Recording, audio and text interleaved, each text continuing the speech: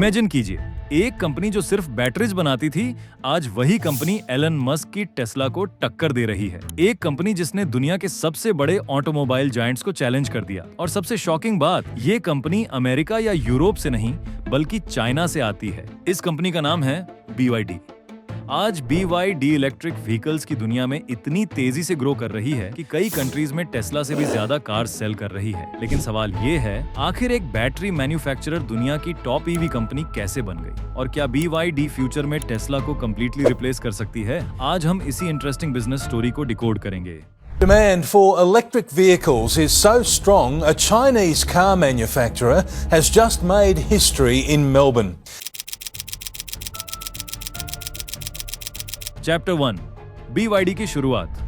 साल था 1995। चाइना के शेंजन सिटी में एक इंजीनियर ने सिर्फ 20 एम्प्लॉइज के साथ एक कंपनी स्टार्ट की। उस इंजीनियर का नाम था वंग चुआनफू। उस वक्त BYD का मतलब था बिल्ड योर ड्रीम्स। कंपनी का फोकस कार्स बनाना नहीं था, वो सिर्फ रिचार्जेबल बैटरीज बनाती थी। उस समय जापान की कंपनीज बैटरी मार्केट डोमिनेट करती थी, लेकिन वंग चुआनफू ने एक अपॉर्चुनिटी देखी। उन्होंने एक्सपेंसिव ऑटोमेशन की जगह स्किल्ड वर्कर्स का यूज किया। इस वजह से प्रोडक्शन कॉस्ट ड्रामेटिकली कम हो गई और धीरे धीरे BYD दुनिया के लार्जेस्ट बैटरी मैन्युफैक्चरर्स में से एक बन गई। लेकिन फाउंडर का विजन सिर्फ बैटरीज तक लिमिटेड नहीं था। उनका टारगेट था ट्रांसपोर्टेशन इंडस्ट्री को कंप्लीटली ट्रांसफॉर्म करना।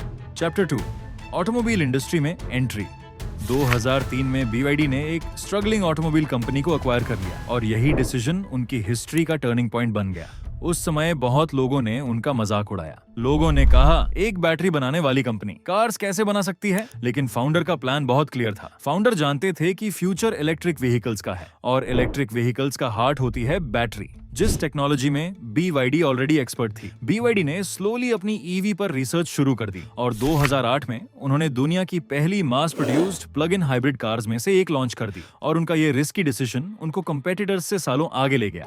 चैप्टर 3, वॉरेन बफेट का इन्वेस्टमेंट। BYD की ग्रोथ ने दुनिया का अटेंशन ग्रैब करना शुरू कर दिया। 2008 में बिलियनर इन्वेस्टर वॉरेन बफेट ने BYD में इन्वेस्टमेंट किया। उनकी कंपनी बर्कशायर हैथवे ने BYD का सिग्निफिकेंट स्टेक खरीदा और ये इन्वेस्टमेंट एक ग्लोबल वैलिडेशन था। सडनली पूरी दुनिया BYD को सीरियसली लेने लगी। इन्वेस्टर्स का कॉन्फिडेंस इसके बाद काफी ज्यादा बूस्ट हुआ।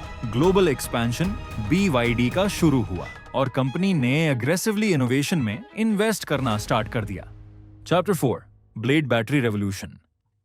BYD की सबसे पावरफुल इनोवेशन है blade battery. Traditional EV batteries में ओवरहीटिंग और फायर का रिस्क होता है, लेकिन BYD ने एक सेफर बैटरी टेक्नोलॉजी को डेवलप किया। ज्यादा safe, long lasting, space efficient और कॉस्ट इफेक्टिव है as compared to normal EV batteries. इस टेक्नोलॉजी ने पूरी EV इंडस्ट्री का अटेंशन अट्रैक्ट कर लिया। आज कई ग्लोबल मैन्युफैक्चरर्स भी BYD की बैटरी टेक्नोलॉजी में इंटरेस्ट दिखा रहे हैं।